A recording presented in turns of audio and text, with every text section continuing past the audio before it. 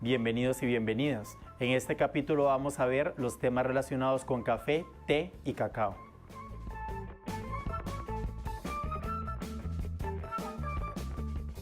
El té, que es la siguiente bebida caliente que nosotros conocemos, es simplemente una infusión.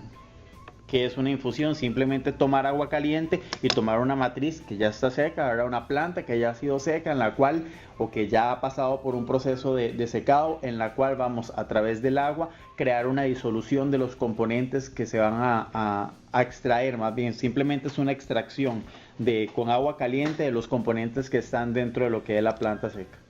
Este té se obtiene de la planta esta que se llama Camellia sinensis. Aquí hay algo bastante importante que hay que aclarar, que el té propiamente, cuando hablamos de té, estamos hablando de una infusión propiamente de esta planta, Camellia sinensis. Todos los demás té que nosotros le decimos té, como el té de canela, como el té de manzanilla, como el té de menta, realmente eso no se llama té, eso se llama una infusión. Realmente la palabra té se refiere solamente a la infusión de esta planta y no a las demás, ¿verdad? Los demás sería una infusión de menta, una infusión de lo que sea, ¿verdad? Una infusión puede ser de manzanilla o de cualquiera que nosotros podamos desear consumir. Además, dentro del té, igual, estas son las hojas, ¿verdad? De la planta, estas que estamos subrayando aquí de azul, que se cosechan propiamente, se van a cosechar y una vez que se tiene la planta cosechada hay que hacerle un proceso de secado. Propiamente después del proceso de secado hay que hacerle un proceso de oxidación, que durante el secado es que se van dando los procesos de oxidación propiamente de lo que es o los procesos más bien de pardeamiento de lo que es propiamente de la hoja. Este tipo de procesamiento, que tanto nosotros dejemos que la planta se vuelva parda o que tanto nosotros dejemos que no se vuelva parda, va a ser lo que nos va a dar a nosotros los diferentes tipos de té, que eso lo vamos a ver ahorita más adelante. El té negro, que lo conocemos, que es el té de uno de los té de mayor consumo. El té verde, que está tan de moda ahora porque todos los tés se sabe que tienen propiedades antioxidantes bastante fuertes, y el té es uno de los tés el té verde es uno de los tés más bien que más se han consumido, que más se consume actualmente. El té blanco y este té que se llama el oolong, que es un té que propiamente también se le llama té azul, que ahorita más adelante lo vamos a mencionar. La alta cantidad de compuestos tipo flavonoide, recordemos lo que era un flavonoide, que es un compuesto propiamente que se encuentra dentro de las plantas. Tipos de este tipo, ¿verdad? Catequinas, tiarubígenos, tiaflavinas. Estas cantidades de compuestos tipo flavonoides van a ser lo que va a hacer que nosotros le podamos atribuir al té esas características antioxidantes. Esos compuestos flavonoides funcionan como antioxidantes. Eso lo vimos inclusive en el curso pasado cuando vimos nosotros el capítulo de pigmentos, porque recordemos que muchos de estos flavonoides inclusive funcionan atribuyendo o dando color a ciertas moléculas. Además, dentro del té también vamos a tener cafeína y además vamos a tener otros compuestos tipo tanino, compuestos tipo polifenol, que también van a jugar un papel antioxidante dentro de lo que son las hojas de té. Entonces aquí es importante ver que el té, como una matriz, simplemente es una hoja, que es una hoja que se somete a procesos de secado y a procesos de pardeamiento, y esta hoja que se trata de esta forma va a tener gran cantidad de compuestos tipo flavonoides, ¿verdad? Y tipo antioxidantes, y además otros compuestos que confieren aroma. Proceso de producción del té. Primero se recogen las hojas de té y se procesan. Simplemente, llegar a hacer un cosechado, limpiar las hojas, seleccionamos las hojas de un tamaño bastante maduro, seleccionamos las hojas que se encuentren en buen estado, que carezcan de materia que no deseamos, ¿verdad? Como obviamente podría ser microorganismos o un tipo hongo o algo que esté creciendo ahí, eso obviamente no se va a cosechar. Se secan durante las 18 horas. Que eso va a hacernos eso va a lograr, más bien con eso vamos a lograr un aumento en la concentración de moléculas activas. Recordemos inclusive, o es importante decir aquí que el secado es uno de los procesos más críticos que hay cuando nosotros trabajamos con materia orgánica, porque durante el secado nosotros tenemos que jugar con un lapso de tiempo y con un lapso de temperatura. A una temperatura extremadamente alta, nosotros vamos a lograr primero que una gran cantidad de compuestos de interés se puedan empezar a degradar térmicamente, y además una gran cantidad de compuestos pequeños, que son aquellos que nos dan aroma, puedan ser volatilizados. Si nosotros no utilizamos suficiente calor, ¿verdad? O más bien no dejamos suficiente tiempo, que sería el efecto contrario, simplemente lo que va a hacer es que cierta cantidad de agua va a quedar propiamente dentro de lo que es la planta que estamos tratando de secar, y esta cantidad de agua va a hacer que pueda empezar a crecer materia microbiológica o empezar a darse reacciones enzimáticas indeseables dentro de lo que es la matriz. Entonces este secado es importante realizarlo conociendo primero cuál es el peso seco o cuál es el peso ya sin agua propiamente del té, y empezar a jugar con los factores tiempo y temperatura en el momento de que ya conocemos ese proceso de secado, o que lo hemos logrado optimizar lo más que se pueda. Propiamente decimos que aumenta la concentración de moléculas activas. ¿Y por qué aumenta la concentración? Simplemente porque estamos agarrando una gran cantidad de agua, porque realmente tenemos que considerar que en el material vegetal gran parte de lo que nosotros tenemos es agua, y en el momento donde quitamos esa cantidad de agua reducimos el peso, pero pues ese peso reducido va a haber una mayor concentración, una mayor cantidad de principios activos por cada gramo que lo que había en el peso inicial, ¿verdad? Que sí contenía agua.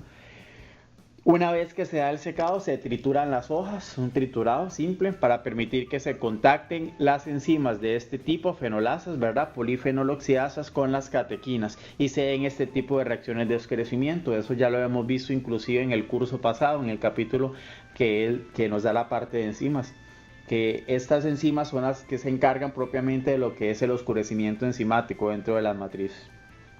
Estas reacciones de oxidación, que simplemente provienen de unas reacciones enzimáticas, es con las cuales nosotros obtenemos este tipo de compuestos, teaflavinas y tearubígenos, que más adelante vamos a ver, o que ya vimos más bien, que esos funcionan como agentes antioxidantes bastante importantes.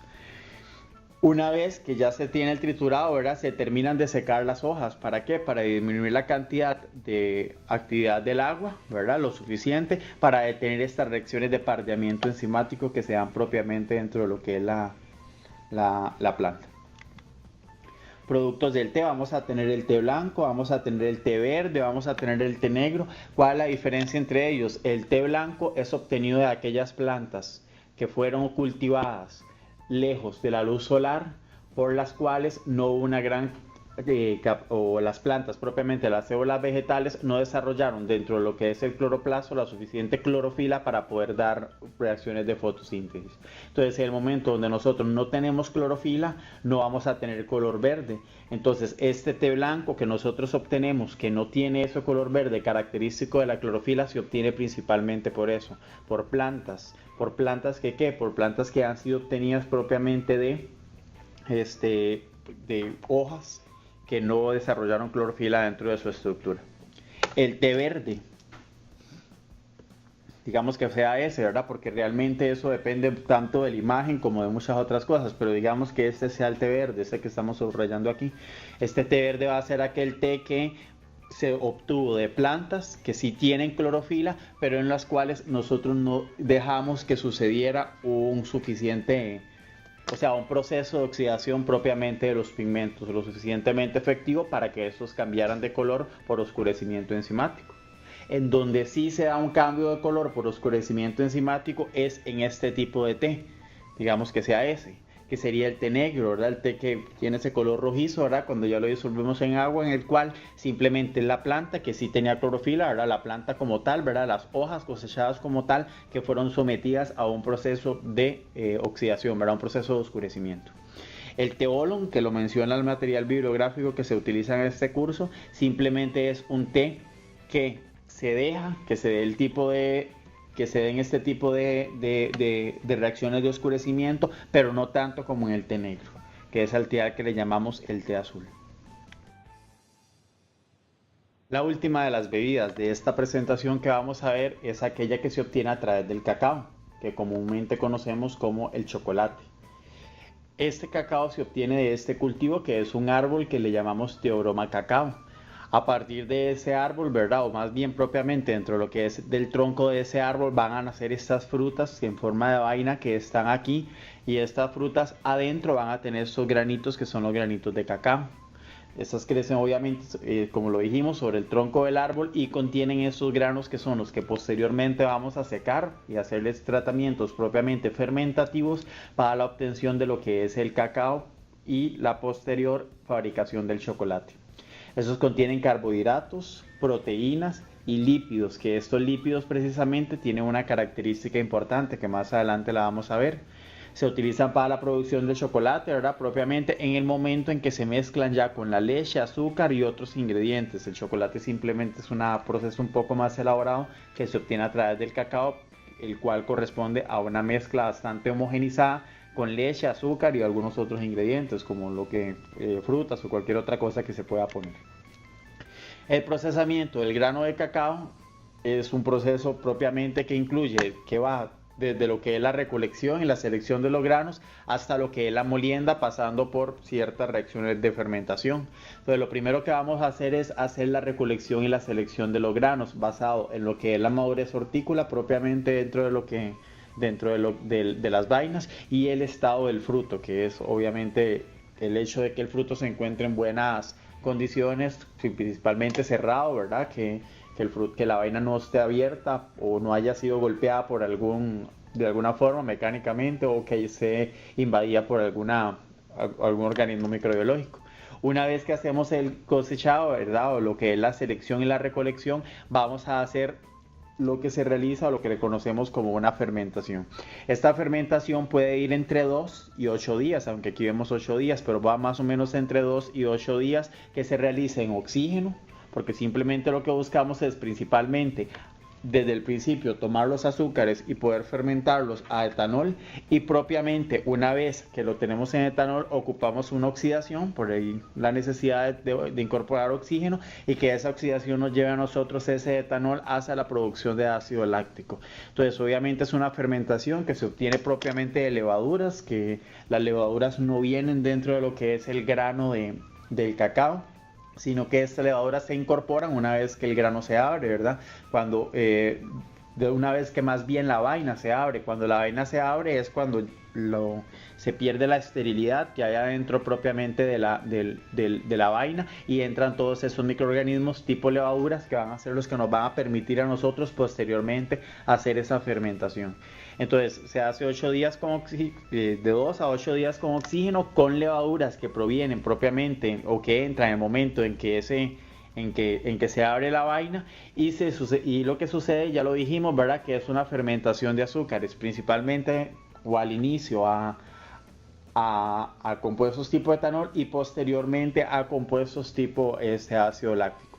Estos compuestos tipo ácido láctico van a hacer que el pH se baje, ¿verdad? Van a promover un medio ácido dentro de lo que es el proceso de fermentación, y además durante este proceso va a darse un aumento de la temperatura, más o menos como hasta los 50 grados centígrados.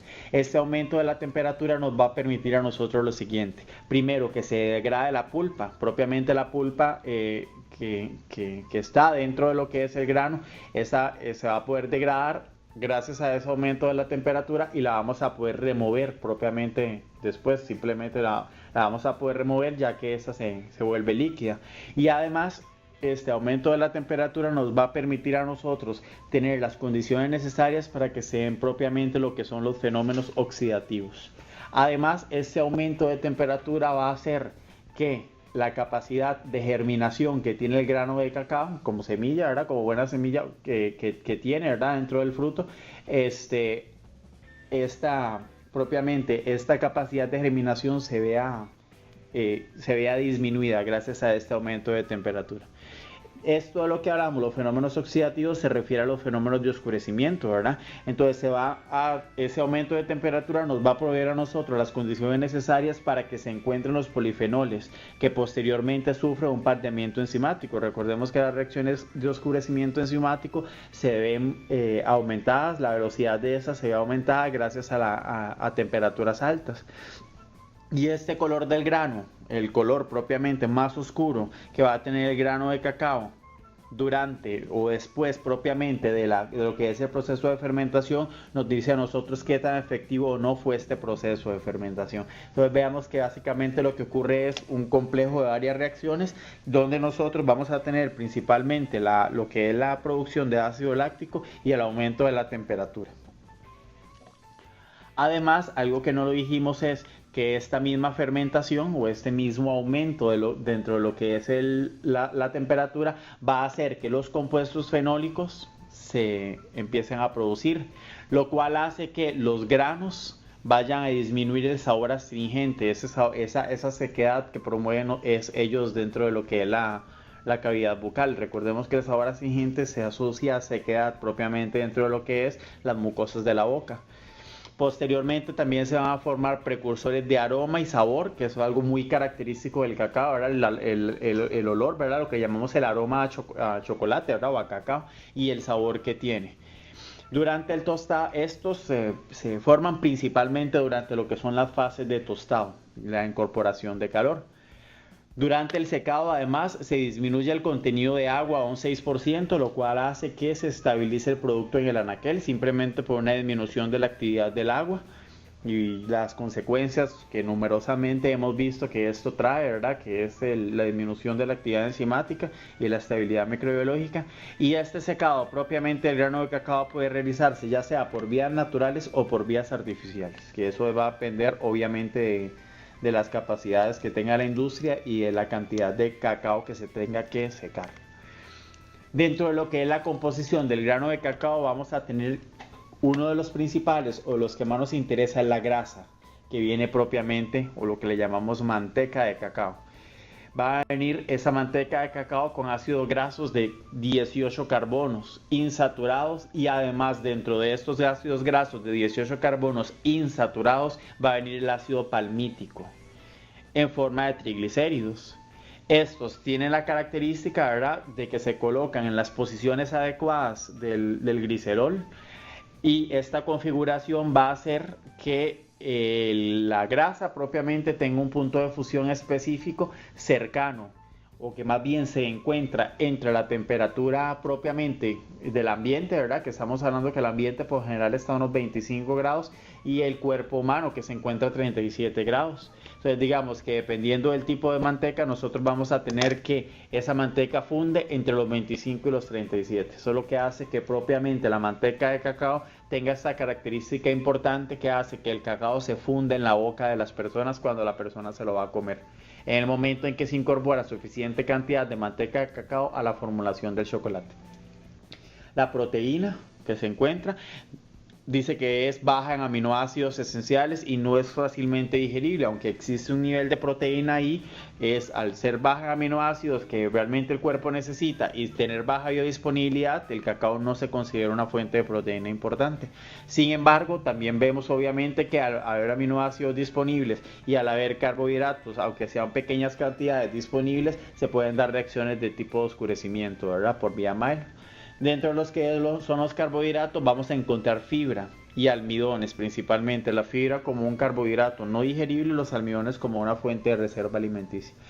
Estimulantes que se encuentran, ambos, los dos son tipo alcaloide, la cafeína que ya lo vimos que se encuentra propiamente dentro de lo que es el café y la teobromina que es otro de los estimulantes que tiene la característica, ¿verdad?, de que para algunos animales como los perros es más o es menos tolerable que la cafeína o es más estimulante que la cafeína. Esa es la razón por la cual gracias a esta teobromina o a este estimulante el animal como el perro no tiene que consumir chocolate porque no tiene la capacidad metabólica de poder tener cantidades de teobromina y que esas no sean perjudiciales para él. Además se encuentran compuestos fenólicos tipo antioxidantes, ¿verdad?, como la catequina y las antocianinas, ¿verdad?, que ya inclusive algunas de esas ya habíamos visto que se encuentran dentro de lo que es el té, que ya las habíamos mencionado anteriormente y que también se encuentran dentro de lo que es el cacao. Un subproducto del cacao que ya lo mencionamos es el chocolate, que es conocido por todos nosotros, que se produce a través del licor de cacao y manteca de cacao, los cuales se mezclan posteriormente después de que se da la oxidación, ¿verdad? Se obtiene el licor de cacao y esta manteca que propiamente viene dentro del grano, se le adiciona leche, azúcar y emulsionantes para lograr tener una homogenización dentro del producto. Y obviamente todas las cosas que el productor se puede imaginar, ¿verdad? Como pasas, granos secos, frutas cristalizadas o cualquier otra cosa, que eso ya es a gusto del cliente. Propiamente lo que es el chocolate como tal, se requiere tanto azúcar, tanto leche, que recordemos que dentro de la leche se encuentra la lactosa, que la lactosa tiene la característica de que no es fácilmente soluble dentro de lo que es el medio, y además la manteca de cacao. Recordemos, esta lactosa ahorita vamos a ver que es bastante importante dentro de lo que es el chocolate. Los ingredientes se mezclan, ¿verdad? Y se somete a un proceso de conchado, ¿verdad? Donde se empieza a dar la fijación de sabores, se empieza a evaporar agua, a evaporar agua para que eso tenga efecto sobre la viscosidad, además a regular lo que es la humedad y el amargor propiamente. Todo esto es simplemente un proceso de elaboración del chocolate. Y algo muy importante del chocolate es que se deben considerar los famosos defectos del chocolate. El primero es el sugar bloom. ¿Qué es el sugar bloom? El sugar bloom está asociado propiamente a la migración del chocolate, de la migración más bien del azúcar, sobre todo de la lactosa, que ya la mencionamos anteriormente, que esta migra hacia la superficie del chocolate y se empieza a precipitar ahí. Donde empieza a precipitarse ahí, empieza a agarrar o simplemente a absorber, recordemos absorción con D, a absorber agua del medio, y esta agua del medio empieza a colocarse ahí en forma de gotitas y nos da a nosotros una coloración blanca. Ese es uno de los primeros defectos del chocolate, que es ese chocolate que cuando lo vemos tiene una coloración blanca alrededor, que es un chocolate barato que no es de muy buena calidad. Además, el fat bloom, que sucede algo bastante similar, que es donde las grasas, propiamente la cristalización de la grasa o el polimorfismo más bien que le llamamos de la grasa de la manteca de cacao, esta empieza a formar cristales que también empiezan a migrar hacia la superficie. Donde esos cristales se empiezan a colocar en la superficie, esto va a dar una coloración blanca propiamente dentro de lo que es el chocolate. Eso es uno de los otros defectos del chocolate. Tenemos tanto el sugar bloom y el fat bloom. El primero se atribuye propiamente a la lactosa y el segundo propiamente a la manteca de cacao, que ambos forman una coloración blanca dentro de los chocolates que no son de gran calidad o de alta calidad. Esperamos que los contenidos vistos en este capítulo sean de provecho para ustedes.